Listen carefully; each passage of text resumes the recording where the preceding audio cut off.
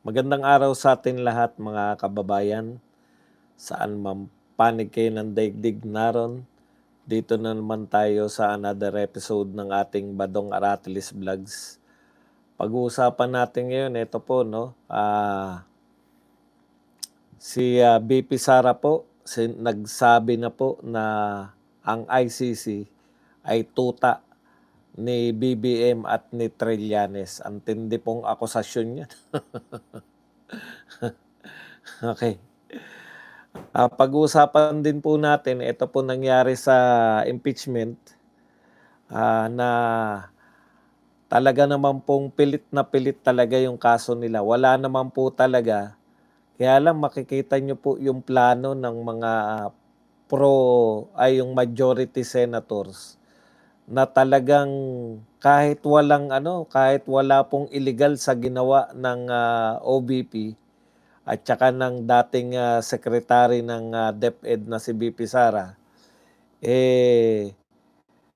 minamalisyahan nila. Yung salita pong unusual, na hindi naman po illegal, ay gusto po nilang palabasin na mayroong kakaibang ginawa. Therefore, hindi po siya, illegal po siya. Thank you very much muna kay Janet Trinidad na nagbigay sa atin ng 249 pesos na pangkape. Okay, pasensya na po kayo kasi lumuwas po ako. Grabe traffic, konting ulan lang, no? Hindi naman po malakas yung ulan. Traffic na po dito sa EDSA. Ang tagal po kaya pagdating ko po rito, bagsak na bagsak. Kagigising-gising lang natin. Okay. Pero alam ko na itatopic ko ngayon yung eto pong sa impeachment. Pero nakita ko po yung kay BP Sara, grabe. Yung sinabi niya na ICC ay tuta ni BBM at saka ni Trillanes. Isa pa pong pag-usapan natin, ito po yung nagsampa na po sa Ethics Committee. May nagsampa na po yung Everyday Woman yata ang pangalan ng grupo niyan. Mga kababaihan. Hindi ko po maintindihan anong koneksyon ng kababaihan. Ang dami po nangyayari sa mga kababaihan, lalo na po yung mga pagsasamantala sa mga kababaihan, no? Hindi nyo gawan ng paraan. Ito po, Ethics Committee. Dahil po sa splice video di umano ni Pia Cayetano. Yan po mga pag-uusapan natin. Pero bago yan, kung bago ka pa lang dito sa ating channel, mag-subscribe ka na. Dahil ito lang ang tanging channel na may kinikilingan, may pinapanigan, at ako po ay magtitimpla ng kape. Okay. Nakakatawa rin po yung away ni Senator Amy at saka nito ni Auntie Claire, no? Talagang personalan na rin sila eh. Tinawag pong impacta ni Senator Amy si Auntie Claire at bumawi naman po si Auntie Claire.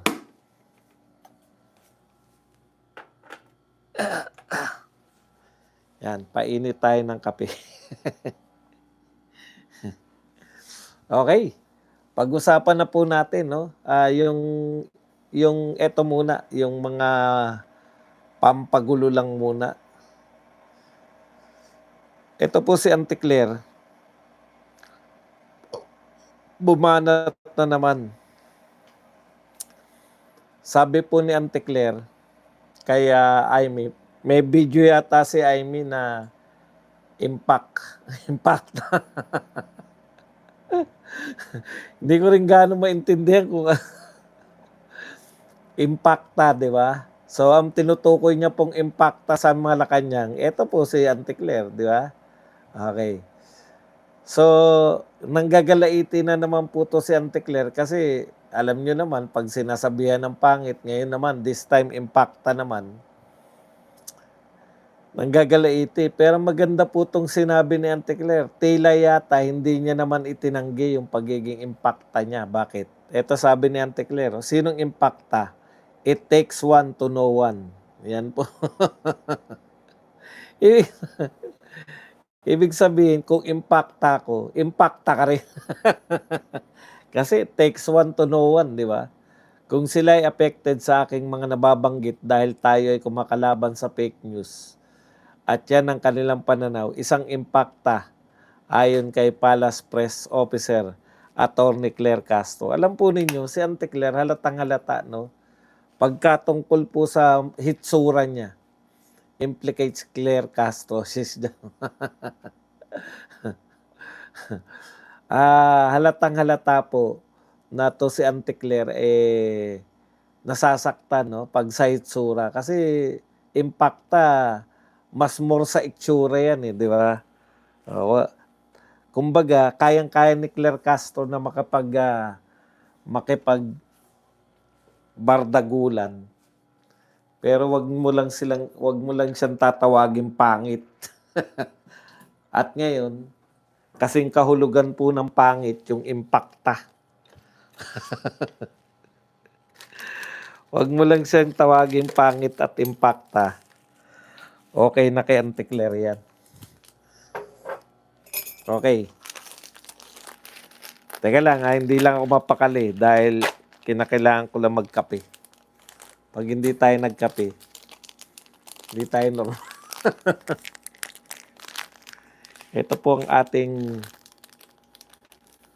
pampabuhay. Saglit na saglit lang. Kasi po naghahanda pa lang ako, bigla napindot na marami na kayo. Daming distraction, iba doon. Mag-ulitan kaya tayo.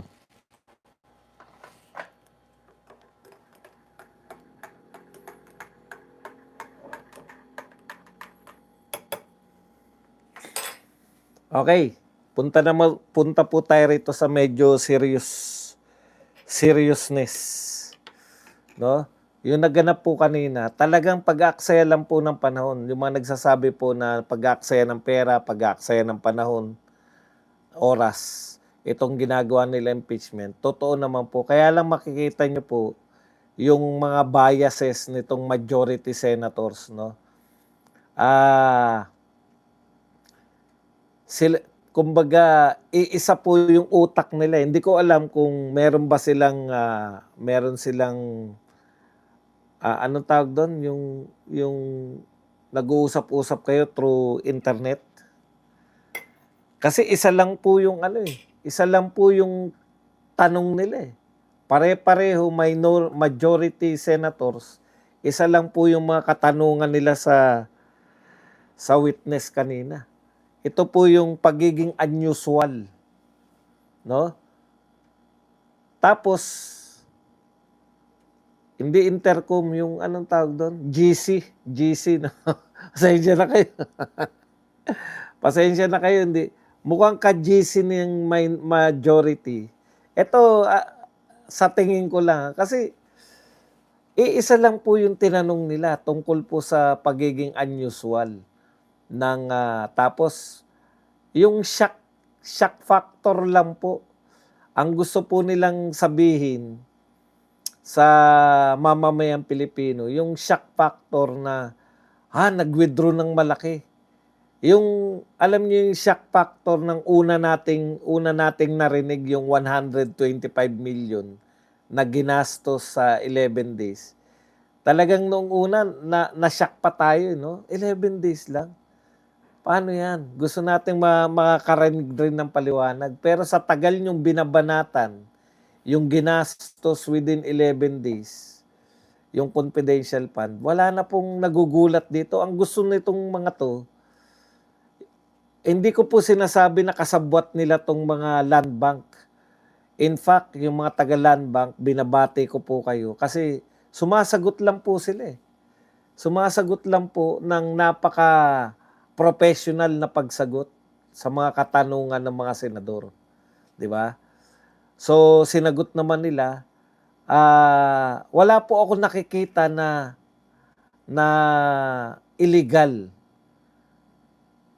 Pati lahat, alam niyo yung ginagawa ng majority senators, parang nilalagyan lang po nila ng kinukulayan lang nila mula sa drama nila.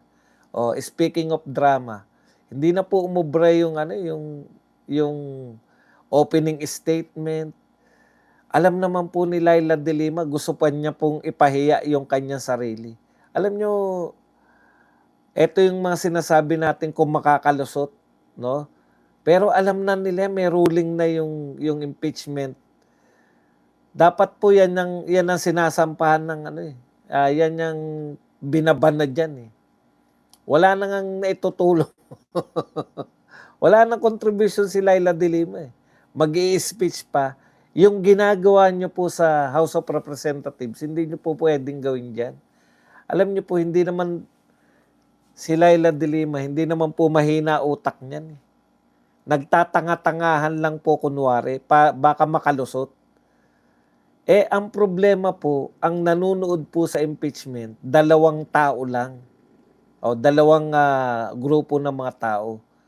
Is either ang majority po, katulad po ng, yung mga may interest marami po hindi na nanonood eh. Walang pakialam na eh. Kasi majority po ng mga Pilipino, may kinakampihan na po. Alimbawa ko, hindi ko pa man naririnig kung ano yung mga gusto nila. Gusto nilang iparating sa taong bayan. Alam na po natin na walang kasalanan si BP Sara kasi wala naman silang binibintang.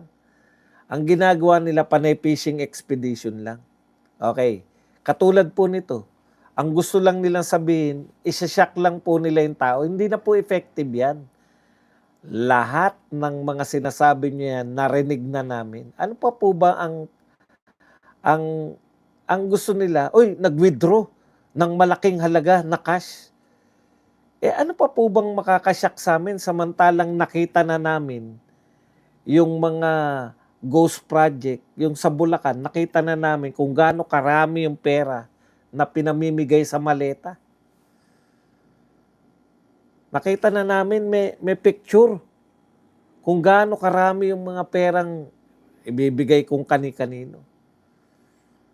Wala na pong epekto yan yung sasabihin nyo, nag-withdraw ng 125 million. Ilang bag? Mga 4 na bag. Ano po nakakasyak dyan? Samantalang narinig na namin na 100 maleta, napakaraming maleta na naglalaman ng mga 50 million per maleta. Hindi na po kami nagtataka doon sa withdrawal ng kung ano.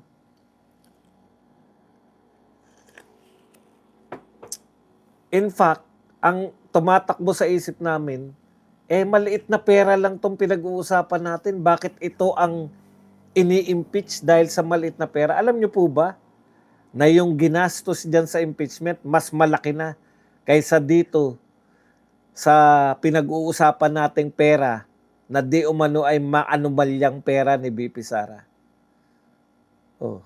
Talong-talo na ang pamahalaan dahil dito sa impeachment.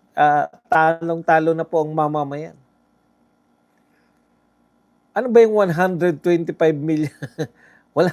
wala na pong nakakasyak dyan.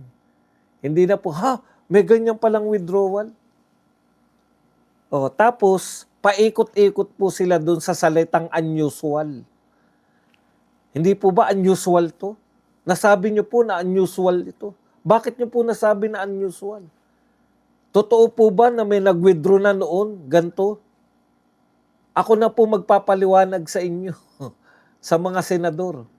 Parang maang-maangan kayo lahat eh. Una muna, napahiya si Laila de Lima dahil pinatigil yung pagpopropaganda ni Laila de Lima, pinatigil ni Chis Escudero bilang presiding judge.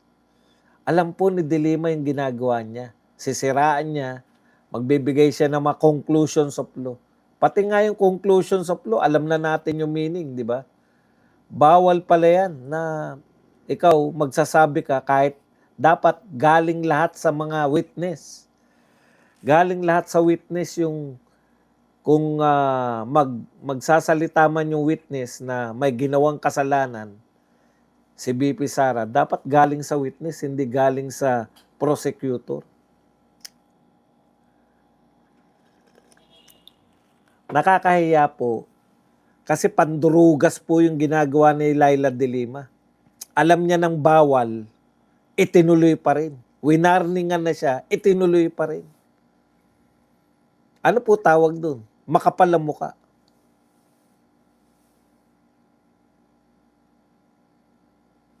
Ano ba yung, sir, I'm sorry that you are ano? Okay. Ang tawag po dyan, makapal ang mukha ni de Lima. Alam niya na pong mali yan eh. Pero tinuloy pa rin para makaisa lang. Wala naman kayo na impluwensya na, sa totoo lang po. Sawang-sawa na yung taong bayan sa paninira ninyo kay BP Sara. Kung ngayon nyo lang po sinisiraan si BP Sara, medyo makikinig pa. Ano raw ba yung paninira kay BP Sara? Lahat na po napakinggan na namin. Lahat na ng uri ng paninira. Pati po yung mga walang katuturan na paninira laban kay BP Sara na tomboy, na magsyota sila ni Laika, na may kabit siyang basketball player. Ano po bang paninira nyo kay BP Sara na masyasyak pa yung mga tao? Oh. Ang linaw naman po sa totoo lang po, napakalinaw po ng testimonya ng mga testigo. Ano yung testimonya nila? Ngayon lang po sila nakakita ng nag-withdraw ng ganyang kalaki. So ano po ang problema ron? Ang dali naman pong maipaliwanag niyan. Ang punto lang nila sa DepEd, wala pa nag-withdraw ng cash before na ganong kalaki. Yung isa naman, pero, tignan nyo po yung testimonya nung pangalawang testigo. Yung taga DepEd, Land Bank DepEd branch manager. Sabi niya, sa DepEd, ngayon lang po ako nakakita ng ganyang cash withdrawal, ganyang kalaki. Pero, sa ibang ahensya, kasi na-assign din po siya sa branches na may ibang ahensya, meron na po yan. Sa DepEd lang po unusual, ngayon lang po. Pero sa ibang ahensya po, may nagwi-withdraw na ng cash na mas malalaki o kasing laki ng winidraw sa DepEd. Ang pinag-uusapan po, hindi po yung unusual ba to o ano. Ibig nyo sabihin, tatanggalin nyo si Vice President Sara Duterte dahil unusual ang kanyang ginawa? Natural, unusual po ang kanyang ginawa dahil siya lang po ang nakakaisip ng trabaho na makakatulong sa bansa. Yung ibang mga Vice President before, okay na sila na sumusweldo sila, okay na sila na Vice President sila. Maliitan lang po yung mga proyekto nila, namimigay lang po ng mga anemic na spaghetti, namimigay po ng pandesal tuwing may bagyo. Nakikipag-unahan po sa presidente na pumunta ron. Yun lang po yung gawain ng mga ng mga Vice President dati. Panay optics lang.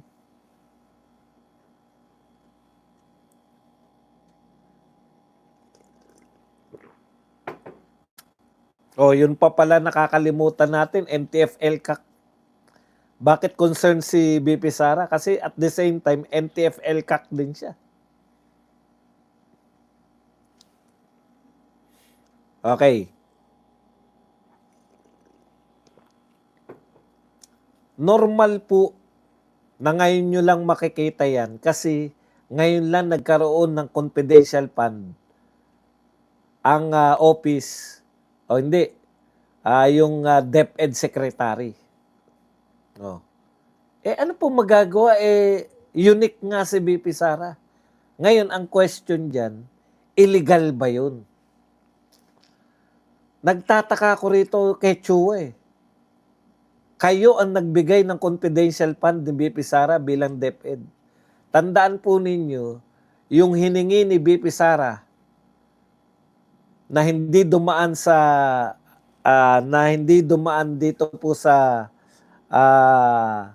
GAA. Yun lang pong una, 'di ba? Yung unang taon, yung 2022. Pero the rest, sino po ang nagbigay ng confidential fund ni BP Sara nung sumunod na taon? Kongreso. Kayo po, binatas niyo po yan, batas po yan. Kaya nga po ang question lang sana, wala pa pong DepEd, hindi pa po nanghingi si BP Sara ng DepEd nung unang taon. Kung may question lang po sa confidential fund, yun lang po sana yung unang taon. Ngayon, kinu-question nila sa DepEd, kayo nagbigay niyan. Yung House of Representatives, sila nagbigay niyan. Di ba? Natatandaan nyo pa ba? Humarap si BP Sara, segundo lang. Sino pa yung sino yung nagsabi na dahil sa tradisyon natin na hindi na natin isinasalang yung Vice President, inaaprobahan na natin yung hinihingi niyang budget. Sino yan? Si Sandro Marcos. Siya yung nagsabi na wag nang busisiin. Aprobado na. Ibig sabihin, legal po ang confidential fund ni BP Sara ay isang legal. Ngayon, sino sa mga land bank branch manager ang nagsabi na illegal ito? O wag nang illegal. Sino nagsabing kaduda-duda? Wala. Nagkaroon lang ng pagdududa sa utak ni Bam Aquino. Dahil si Bam Aquino, natutuklasan po natin na mahina umintindi. Hindi niya po maintindihan na pagkakamali-mali niya. Si Bam Aquino po, ang larawan ng hindi lahat, ang patunay na hindi lahat na nakasalamin ay matalino. Hindi po pwede bilang judge na tsumatsamba ka. Ayan, no? Ikaw ang nagbibigay. Di po ba sinabi nyo na kaduda-duda? Wala po akong sinabing kaduda-duda. Wala po akong sinabi. Ang sinabi ko po, unusual. Alam nyo ba kung ano ang meaning ng unusual? Unusual means hindi po pangkaraniwan. Ano po kung hindi pangkaraniwan? Hindi siya pangkaraniwan kasi walang ginawa yung DepEd Secretary noon na katulad ng gustong gawin ni BP Sara. Magkaroon ng confidential fund para hindi na po nagiging corn beef.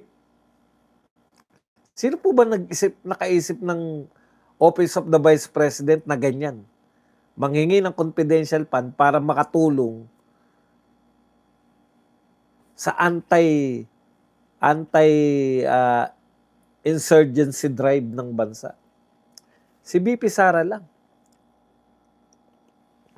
Okay, ano po ang ibig sabihin natin? Ang ibig sabihin po natin, inuulit-ulit nila yung salitang unusual, akala nila bobo mga Pilipino. Hindi naman po mga bobo mga Pilipino eh. Bakit po? Kasi narito na po yung mga vlogger. Aminin nyo man at hindi, yan po ang naidulot ng matatalinong vlogger sa mga mamamayang Pilipino. Kung dati kontrolado nyo yung balita, ngayon hindi na po. Kung dati kontrolado ninyo yung pagsusuri, pag sinabi ng ABS-CBN na mali, yun ang mali, ay hindi na po yan ngayon. Kita nyo po, kung noon yan, yung unusual, talagang balita na yan. Unusual, ang lalaki ng putya, sinasabi namin sa inyo na yung unusual ay hindi nangangahulugan ng illegal. Ang unusual po ay hindi pangkaraniwan. Bakit hindi pangkaraniwan? Okay, yung punto po nila, dapat nire-report sa AMLAC. Paano mo i-report yung Office of the Vice President? Paano mong ire-report na hindi naman illegal yung ginagawa? Hindi ko po maintindihan yung punto nila na yun na 'di ba dapat pag 500,000 mahigit ire-report sa AMLAC. Ire-report mo sa AMLAC yung Office of the Vice President na gumagawa ng legal. Government agency po to. Meron pong advice, meron pong mga papeles. Bakit hindi mo ibibigay yung hinihingi nila? Land Bank branch manager lang ako. Ano po ba yung land bank? Diyan po pinadadaan yung mga budget ng mga ahensya.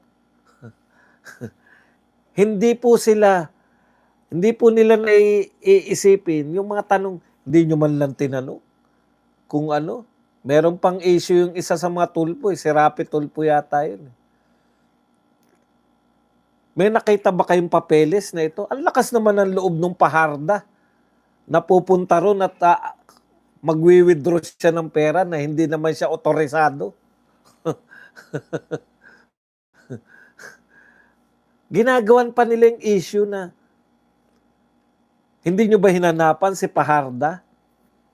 Tingnan nyo po kung ano yung issue ni Rafi Tulfo. Ang tatalino talaga eh. Ngayon ko nare-realize, hindi ko po sila sinasiraan.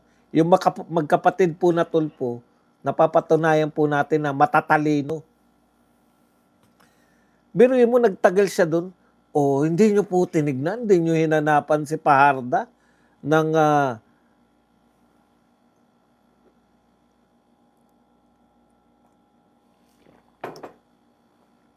papeles na siya po. Sabi ng Land Bank, hindi po. Bakit po? Kasi sa kanya po nakapangalan yung cheque. Magpapapalit ka ng cheque. Ako po si Paharda. Ako po yung sa akin nakapangalan yan. Siguro ang hanapin lang sa'yo, ID. Pengi pong ID. Nagpapapalit po tayo ng cheque, di ba? Hinihingan ka lang ng ID na ikaw talaga yun. Sa'yo nakapangalan. Nakapangalan po kay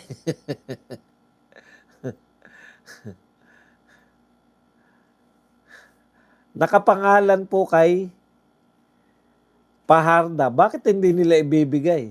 Okay. Ang laki pong usapin yung pagwi-withdraw ng cash. Yan ang sinasabi natin eh.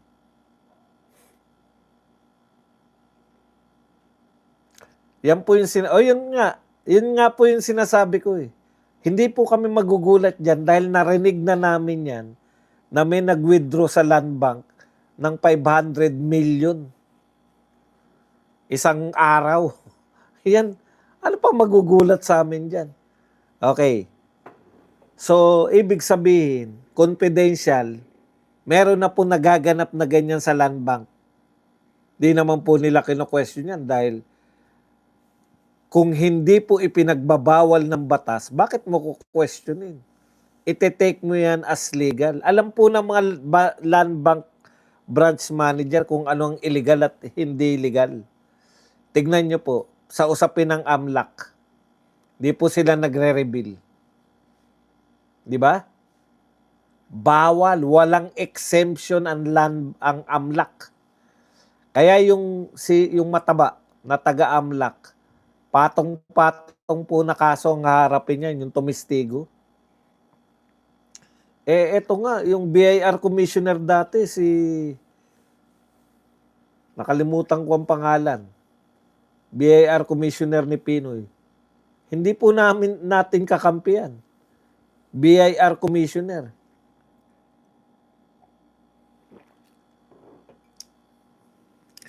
Sabi niya po, walang exemption si Kim Henares. Sabi niya, walang exemption sa AMLAC. Kaya tignan po ninyo, pinipilit nila yung magsalita yung taga-Land Bank. Hindi po namin pwedeng i-reveal kung kami po ay nag-report sa AMLAC o hindi. Dahil mapapahamak po kami. Pwede nyo ba yung saluhin? Ikaw ba, Aquino, ang talino mo na yan? Kaya mo bang panagutan yung pagsasalitain mo tungkol sa AMLAC? Wala ka namang punto. Wala namang punto yan eh. Si yung ano, wala namang punto po yung unusual, eh. Okay, kaya po unusual kasi ngayon lang po talaga nag-withdraw ng malaking cash. Bakit po? Kahit pinakamalaki pa ang DepEd budget, hindi po sila nagwi-withdraw ng cash. Dahil sa pasweldo, diretso po sa ATM. Yung mga teacher po, yung mga DepEd employee po ang nagwi-withdraw. Hindi po yan wini-withdraw at binibigay ng cash. Eh bakit nga po may malaking withdrawal ng cash? Dahil nga ni confidential fund nga ni, 'di ba? Hindi ba nila nakikita na unusual 'yun? Ang confidential fund po, dapat po talaga cash basis. Alangan namang i-cheque mo yung hindi ko alam kung regular na sweldo ba 'yun ng mga confidential agent o per piraso kung meron silang nabibigay na impormasyon. Hindi ko alam, confidential nga, eh. Alangan naman i-cheque mo 'yun kay Mary Grace Piatos. Iwi-withdraw ngayon ni Mary Grace Piatos yung cheque. Dina-trace na po siya. Alangan namang ibayad mo ng cheque yan sa may-ari po ng safe house. O di, malalaman na po kung saan yung safe house ng mga agent. Confidential nga. Sa totoo lang po, kaya malaki ang problema ninyo. Confidential nga, inimbestigahan ninyo. Di ba? Yan yung una yung problema. Ngayon, kung ganito po ang mga testigo nila, kinakailangan pa bang i-cross-examine? Hindi na, sabi ni POA. Sabi nga ni POA, sumasang-ayon po kami dyan. Yung linyahan ninyo, totoo po yan na winidraw yan, cash. Wala na pong problema dyan. So walang usapin na nakikita yung depensa. Nag-aaksaya lang tayo ng oras, araw.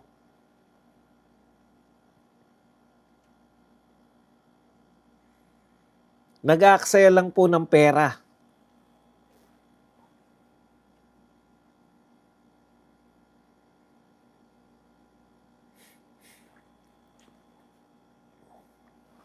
Di ba? Kasi ang gusto lang nila, i-condition mo yung tao na mayroong winidraw na cash at yung cash, ang pag-withdraw ng cash sa land bank ay kaduda-duda. Kaduda-duda yun sa mga malisyoso. Pero sa mga normal na tao, hindi po kaduda-duda yun. Vice President, pag ginalaan mo. Ngayon, ang tanong, meron ba sila napatunayan tungkol dyan? Meron silang intriga pero walang kumagat. Bakit po? Lahat ng nanunod sa impeachment, more or less, meron na po silang, alam na po nila na hindi guilty si BP Sara. Pati naman yung prosecution, alam naman nilang wala naman nila bag si BP Sara. Pinagpipilitan lang nila. Kaya dahil dyan, nagsampa po, meron na pong nagsampa ngayon ng sa Ethics Committee kay Pia Cayetano. Ito po nakakatakot po kasi kinasuhan si si Marcoleta, kinasuhan si Jinggoy, nakakulong po sila. Ngayon po yung dalawang Cayetano na nakikipagbakbakan at saka si Robin Padilla na lang. Si Robin Padilla may kaso din, 'di ba? Obstruction of justice. Ito naman po magkapatid na Cayetano, plunder yung gustong isampa kay Alan Peter. Ngayon, wala pong makaso dito kay Pia Cayetano. Ethics Committee na lang. Ang namumuno pa ng Ethics Committee si Tutasin. Na iimbestigahan daw agad itong ikinaso kay Pia Cayetano. Anak ng tinapay, walang maikaso ng totoong kaso. Ano na lang ang iknaso. gagamitin nilang 'tong, ethics committee para makasuhan 'to si si Pia Cayetano. Eh, real talk po tayo, yung ikinaso ninyo, yung kinakaso niyo kay Pia Cayetano, ano yung kinakaso nila? Yung splice video. Simple lang naman, splice video kayo na splice video. Eh, di ipakita niyo yung buong video na walang splice. Eh, yung paliwanag nga ni Shell Jokno, pag-amin na nagpe-fishing expedition, eh. O, 'di ba? Nagpaliwanag na siya tungkol sa splice video, ito po yung sinabi niya. Kaya lang naman daw nila, 'di ba? Ano ba yung paliwanag ni Shell Jokno? May binibintang ba sila? Kaya ba nila pinabubuksan yung bank record? Para dahil makikita sa bank record na magnanakaw si BP Sara? Hindi. Ang sinasabi lang nila, meron kasing tumistigo doon na taga-AMLAC eh. Tignan nyo na. Kayo po ang naggawa ng nag-fishing expedition kayo doon sa House of Representatives. Napadalo nyo yung AMLAC na may kaso ngayon dahil bawal pala yung mag-divulge ka kahit saan. Walang exemption. Kahit po ang impeachment court, hindi po siya exempted sa pagtalakay sa AMLAC. Kita nyo na? Paano natin napatunayan? Yung mga taga-bangko, hindi pwedeng magsalita. Impeachment court na to, ha? May nangatwiran ba sa kanila na impeachment po to? Hindi, mas makapangyarihan kami sa batas. Hindi po, dahil yan po ay batas. Walang mas makapangyarihan sa batas. Okay. Nasaan na tayo? Ipakita nyo lang. Eh, si Jokno, nangatwiran pa. Sabi ni Jokno, para yung AMLAC record, kasi may billion-billion daw, para makita namin, makumpara. O ano po yun? Fishing expedition nga yun. Pag ikukumpara nyo na wala naman kayong binibintang, baka daw may mahanap na, di ba fishing expedition yun? Ipakita nyo po yung buong video, sabi nyo splice eh. Ipakita nyo po yung video na hindi nagpapakita na nagpe-fishing expedition si Jokno. Hindi na uso yung splice dahil ito po ay okay, punta na po tayo rito.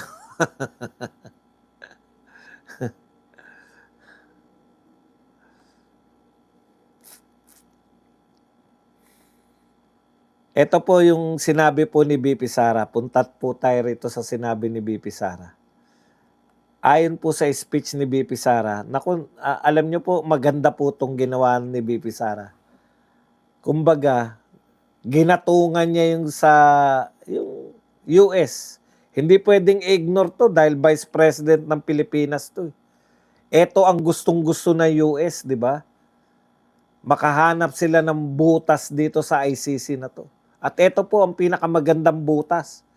Kumbaga, inaarmasan ngayon kahit po hindi sinasadya. Pwedeng sinasadya to ni BP Sara o hindi sinasadya ni BP Sara. Pero inaarmasan niya po yung argumento ng US kung bakit dapat buwagin na tong ICC na to.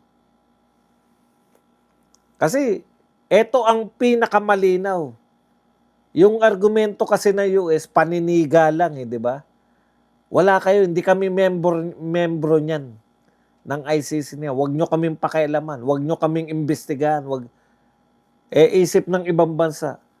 Pucha, ano kayo siga? Kaya nga tinayo yung ICC para imbestigahan yung mga katulad nyo. Di ba? Yan yung katwiran ng mga supporter ng ICC. Pero eto po, pwede pong gamitin na US to para buwagin na yung lintik na ICC na yan. Yung mga sinabi ni BP Sara. Ito po ang sinabi ni BP Sara. Ang ICC ay tuta ni Trillanes at ni Marcos. Intindi, no? Yung buong ICC ay tuta ni Trillanes at ni Marcos. because the ICC has no other case except for the case of President Rodrigo Duterte. Okay. Mas malalim pa po, nasuriin natin itong mga sinabi ni BP Sara. Yan. Naganap po itong pagsasabi niya na tuta ang ICC ni Marcos at saka ni Trillanes. Kasi halos sunod-sunuran eh. Di ba? Hindi sila tumatay yung korte. Saan ka nakakita ng korte na mismong batas mo nilalabag? Ano po yung batas ng ICC na nilabag nila? Tapos okay lang. Yun po yung dapat ang isang akusado, kung member ka, eto po sa member pa to. Dalawa po yung nilalabag nilang batas dyan. Dapat bago mo dalhin sa ICC, dumaan yan sa local court. At ang local court ang nagsasabi na ipamimigay na tong tao na to. Sa member po yan, sa member. O, ngayon, tanong, meron po bang local court?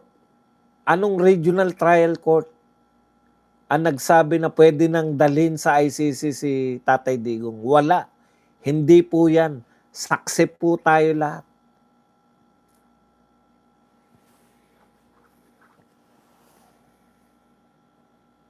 Di ba? O, ikalawa nilang paglabag. Hindi na tayo miyembro. Wala silang jurisdiction sa atin. Kung miyembro tayo, kinakailangan dumaan muna yan sa local court. Ikalawa, kung miyembro tayo, papasok lang yung ICC kung walang umiiral na korte sa Pilipinas. Kung walang existing na korte. Putya, yung mga nagsampa niyan, nariyan, no? Nariyan sa impeachment court. So, kinikilala nila yung mga korte sa Pilipinas. Dahil sumusuporta sila sa impeachment court, eh. Dumudulog sila sa Supreme Court. So, kung may umiiral po na korte sa Pilipinas, bakit mo dadalhin? Bakit mo lilitisin si Tatay Digong sa ibang bansa? So yan po yung mga paglabag sa karapatan ni Tatay Digong bilang Pilipino.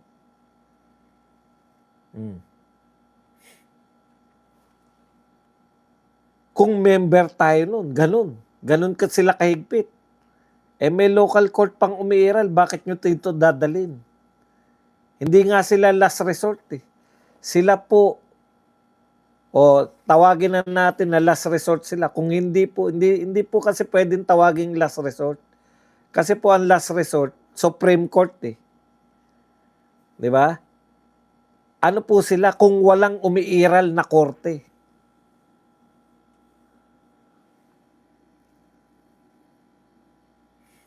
Okay. Meron ba dyan nakapasok na, no? Hintayin mo lang ako, sasagutin natin lahat ng mga katanungan mo. Yun na nga. Di ba? Ayan, no? Sabi niyo, si Duterte daw ay nag-commit ng crime against humanity. Wala namang problema. Hindi naman natin inaangalan na wag siyang sampahan ng kaso. Hindi naman natin, ang sinasabi namin, dito siya sampahan ng kaso. Ganon din si Bato, di ba? Willing naman silang humarap dito. Ang tanong, bakit kayo takot na dito sampahan ng kaso? Bakit sa ICC? Kasi sa ICC lang po yung naniniwala dyan sa mga ikinaso nyo. Okay, ito po yung mga iba pang mga sinabi. Ito, malupit tong paratang na to. Pwedeng gamitin na US to laban sa pagbubuwag na sa ICC.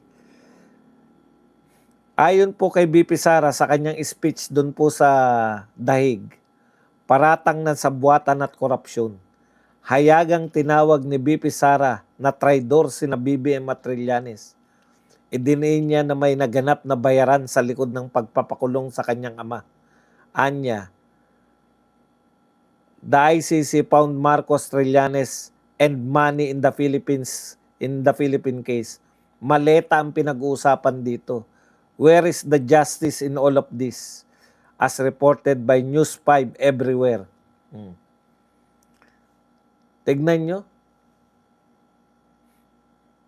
Tama.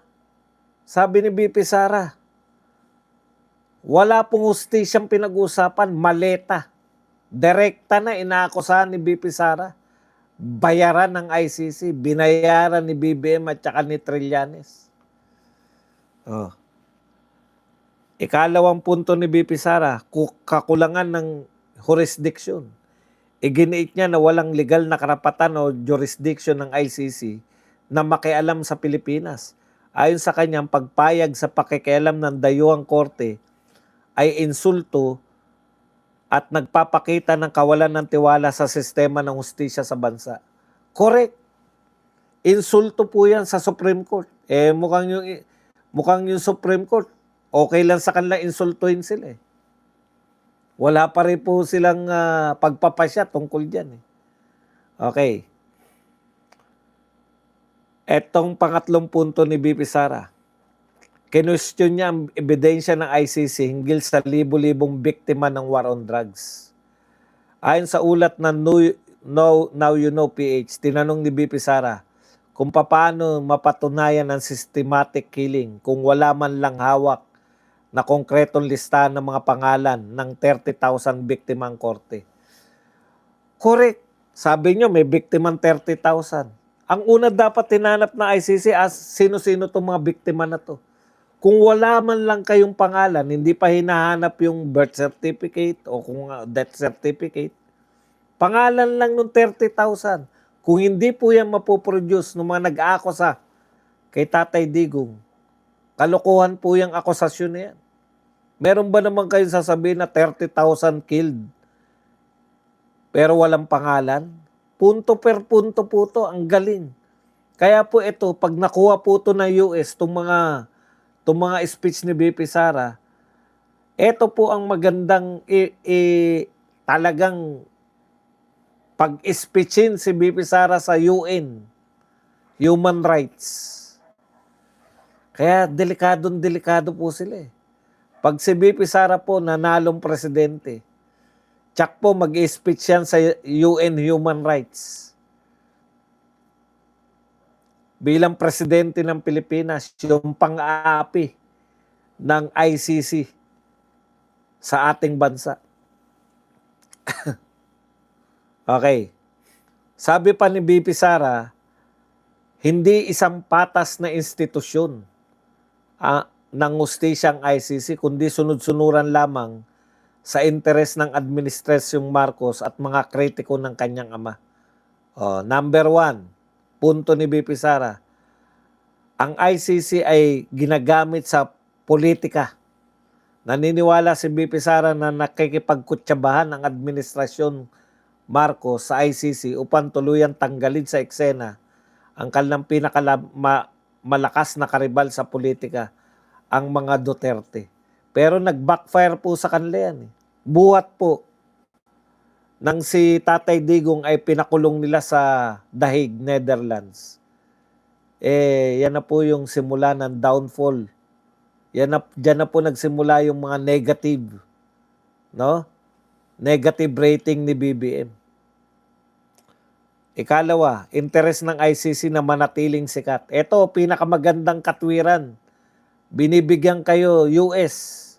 Hindi lang kayo close ni BP Sara, pero kung kayo po ay mapag-obserba, pwedeng-pwede nyong gamitin yung kaso ni Tatay Digong against ICC. Kasi si Tatay Digong sikat sa buong mundo. At sikat siya bilang crime buster, anti-drug crusader, at siya po ay kilala bilang matino, magaling na leader. Okay. Para sa Vice Presidente, kailangan lang ng ICC ng isang high-profile case. Yan. O sikat na usapin para maging mukhang kapaki-pakinabang pa rin ito sa buong mundo. Kahit ng mga reklamo ay binatay lamang di umano sa mga chismis at walang matibay na basehan. Nakita po ninyo? Si Las Cañas pa rin po pala yung pangunahin nilang itinuturo na testigo. si Las Cañas pa rin. Samantalang si Las Cañas, yung pinakita pong dokumento, binasa ni Matibag, walang pirma at walang notaryo. Ano katwiran ni Jerbil? Tinatanggap sa ICC yung walang notaryo. Puta, dito sa korte sa Pilipinas, investigation pa lang nga po ng Blue Ribbon, hindi na tinatanggap yung walang, may notaryo na nga eh. Pinagdudahan pa eh.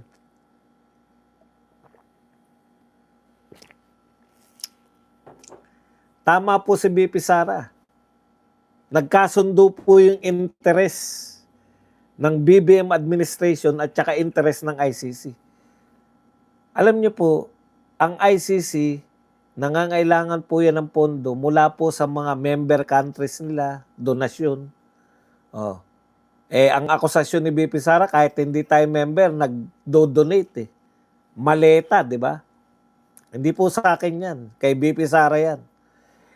Sampahan nyo na reklamo ulit si BP Sara. Walang katapusan. Ano yung sinasabi natin na nagkasundo yung ICC? Yung ICC, wala pong high profile case. Kung wala pong kaso, inutil yung korte na yan. Meron bang korte na walang kaso? ICC. Kung wala po si Tatay Digong, may isa pa yatang kaso bukod kay Tatay Digong, pero si Duterte po ang high profile. Kilala ng buong mundo eh. Kaya hindi po nila bibitawan si Tatay Digong. Dahil once na bitawan nila yan, bakit pa tayo nagdo-donate dyan? Wala namang kasong nililitis yan. High profile case, kinakailangan nila si Tatay Digong. Okay. Matatandang inaresto si dating Pangulong Rodrigo Duterte noong Marso 2025 at kasalukuyan nakadetine sa Dahig para sa mga kasong crimes against humanity. Para kay BP Sara, ang pag-aresto at ang nakatakdang paglilitis sa November 30 ay patunay na pinapaboran ng korte ang mga hiling ng kasalukuyang administrasyon at ni Trillanes na siyang una naghain ng komunikasyon sa ICC laban sa dating Pangulo. Yan po. So, sa makatwid, mga kapatid, eto po, maganda po itong ginagawa ngayon ni BP Sara para sa pagpapalaya ni Tatay Digong. Talagang pinapahiya niya na po ng sagad-sagaran itong ICC. Yung tunay nilang ginawa na panay illegal, corruption. Marami pong maniniwala dyan dahil napatunayan na corrupt yung chief prosecutor nila eh. Manyak.